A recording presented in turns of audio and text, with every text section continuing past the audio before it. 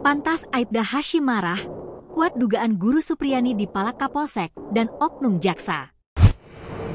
Supriyani, guru honorer di Baito terdakwa kekerasan terhadap murid, hanya digaji Rp300.000 per bulan. Namun, ketika terjerat kasus ini, ia dipalak sejumlah oknum agar tidak dipenjara. Supriyani bersama suaminya yang hanya seorang buruh, angkat tangan, dan memutuskan melanjutkan persidangan demi membuka tabir siapa sebenarnya yang sudah bersalah. Mengutip Bangkapos.com, fakta tentang permintaan uang tersebut diungkap oleh penasehat hukum Supriyani, Andre Darmawan. Andre Darmawan mengatakan permintaan uang tersebut bukan hanya untuk menghentikan kasus, akan tetapi juga penangguhan penahanan. Berapa? Rp2 juta. Siapa yang minta? Kapolsek. Siapa saksinya Bu Supriyani dan Pak Desa? Beber Andre. Ia melanjutkan, uang sudah diambil di rumah Kades.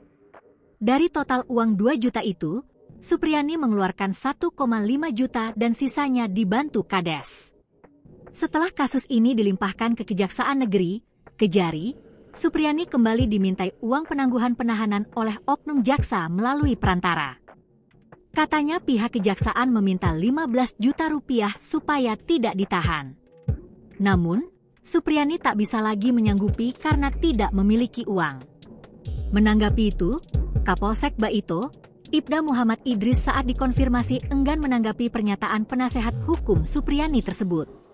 Sedangkan Kepala Kejaksaan Negeri Konawe Selatan, Ujang Sutisna membantah terkait adanya permintaan uang kepada Supriyani.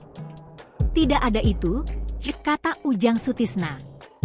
Terkait apakah mendengar informasi mengenai permintaan uang itu, Ujang mengaku pernah mendengar, tapi setelah ditelusuri, pihaknya tidak mendapatkan bukti.